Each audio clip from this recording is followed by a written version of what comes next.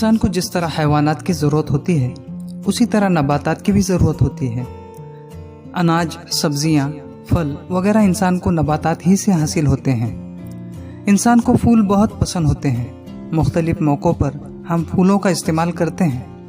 हमें फूल भी नबातात ही से हासिल होते हैं। सूती कपड़ों के लिए दरकार कपास भी नबातात से मिलती है।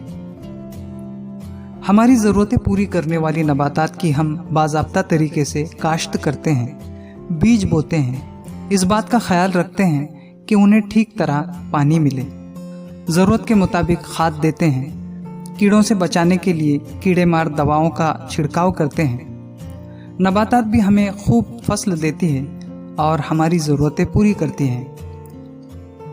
माहौल के दूसरे जानदारों को भी ग़िज़ा माहौल ही से हासिल होती है। गिरगट भूख लगने पर कीड़े खाता है।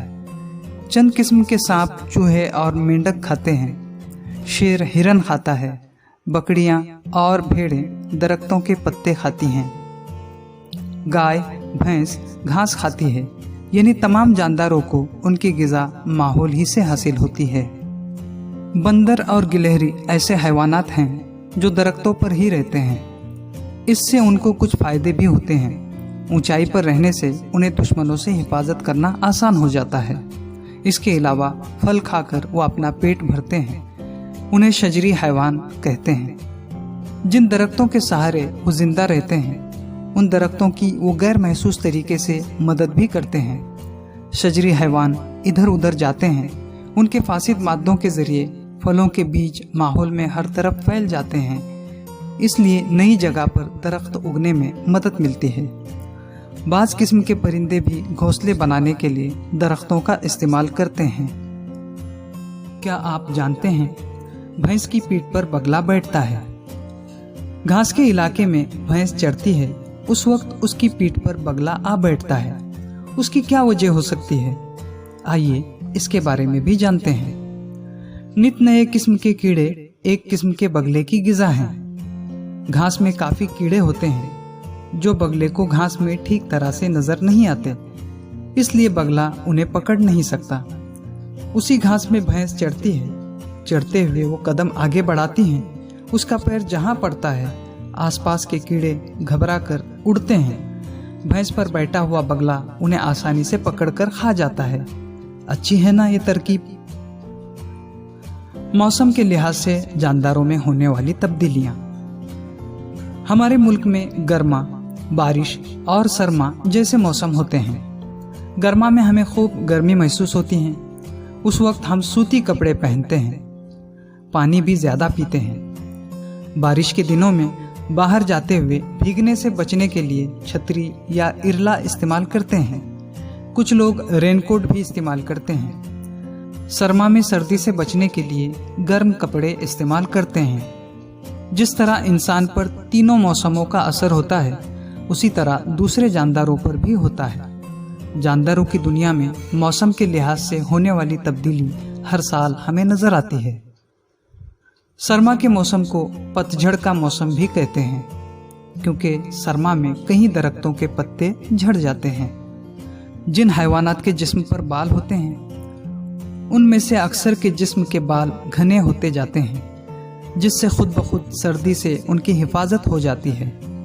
भेड़ों, कुछ किस्म की बकरियों और कुछ किस्म के खरगोशों में तो बालों का बढ़ना साफ नजर आता है। सर्दियों का मौसम शुरू होते ही आम के दरख्त पर फूल लगने की इब्तिदा हो जाती है। इन फूलों को मोर या बोर कहते हैं। फरवरी का महीना खत्म होते होते सर्दी में कमी होने लगती है। मार्च महीना शुरू होते ही गर्मी महसूस होने लगती है। सरमा खत्म होकर गर्मा का मौसम शुरू हो जाता है। तकरीबन उसी वक्त दरख्तों को कोनपले फूटती हैं। जंगल में हर तरफ सुर्ख रंग की नर्म और नाजुक कोनपले नजर आती है। कोयल की सुरीली आवाज़ भी कई जगह सुनाई देती है। गर्मा के मौसम में बाज़ारों में आम और तरबूज बड़ी तादाद में दस्तयाब होते हैं। ये उन फलों का मौसम ही होता है। महाराष्ट्र में हर जगह आम के दरख्त हैं, लेकिन कोकन आम के लिए मशहूर है। गर्मा के दौरान कोकन में आम के साथ साथ काजू का भी मौसम होता है।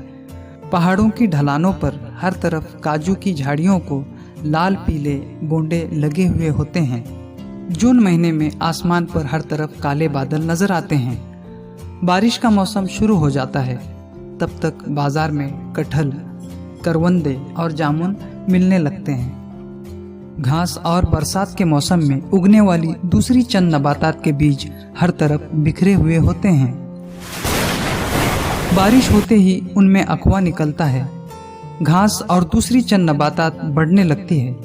अतराफ में हर तरफ सब्जा आंखों को ठंडक पहुंचाता है। कभी कभी शाम में 7 रंगों की कौसे कज़ा नजर आती है। हर तरफ बारिश होते ही मेंढक नजर आते हैं। कभी कभी एक सुर में उनकी टरटर सुनाई देती है। बरसात खत्म होते ही दोबारा सरमा का मौसम आ जाता है। ठंड बढ़ जाती है, जिससे मेंढकों को तकलीफ होती है। वो जमीन के अंदर जाकर सो जाते हैं। उनकी इस नींद की मुद्दत 7 से 8 माह तक होती है। अनाज के लिए हम खेती यानी ज़राअत पर मुनहसिर होते हैं। बरसात, सरमा, गर्मा जैसे मौसमों में खेती के मखसूस काम किए जाते हैं। आइए अब सबक पर मबनी सवालात पर एक नज़र दोहराते हैं।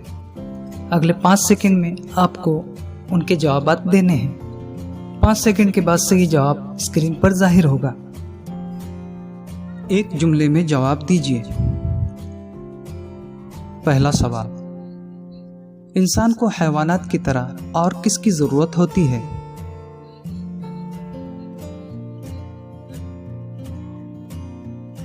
इंसान को हैवानात की तरह नबातात की जरूरत होती है। दूसरा सवाल, अनाज, सब्जियां और फल वगैरह इंसान को किससे हासिल होते हैं?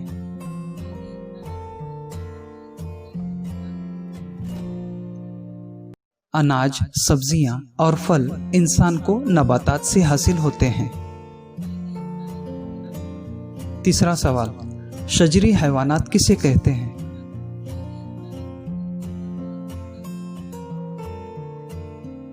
ऐसे हैवानात जो दरख्तों पर रहते हैं उन्हें शजरी हैवानात कहते हैं। चौथा सवाल, 2 शजरी हैवानात के नाम बताइए।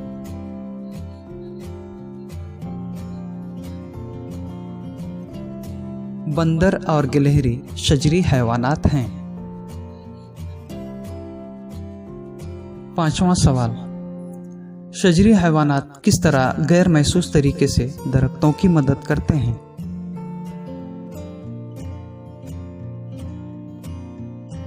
शजरी हैवानात के फासिद मादों के जरिए फलों के बीज माहौल में हर तरफ फैल जाते हैं और नए दरख्त उग आते हैं। छठा सवाल, हमारे मुल्क में कौन से मौसम होते हैं?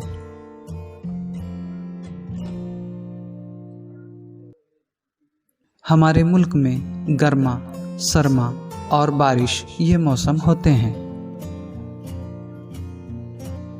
सातवां सवाल, बारिश के दिनों में भीगने से बचने के लिए लोग क्या इस्तेमाल करते हैं?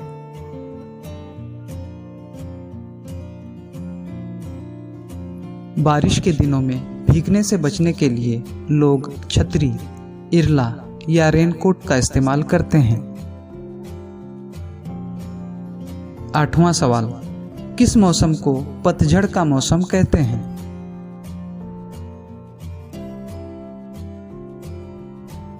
सरमा को पतझड़ का मौसम कहते हैं।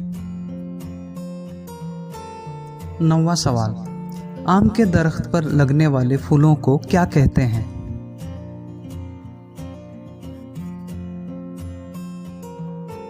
आम के दरख्त पर लगने वाले फूलों को मोर या बौर कहते हैं। 10वां सवाल, दरख्तों को नई कौनपलें कब फूटती हैं?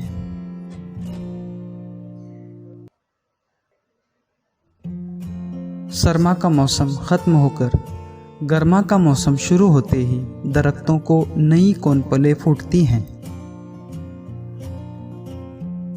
11वां सवाल, गर्मा के मौसम में बाजारों में कौन से फल दस्तयाब होते हैं?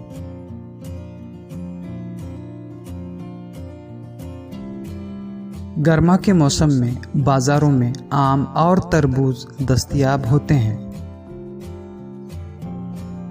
12वां सवाल, मेंढकों के नींद की मुद्दत कितनी होती है?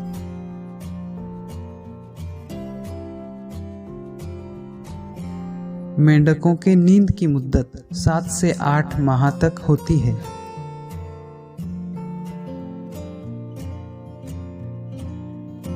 दोस्तों, आज के लिए इतना ही। फिर मिलते हैं अगले वीडियो में कुछ नई मालूमात के साथ। तो देखते रहिए एजू वीडियोस फॉर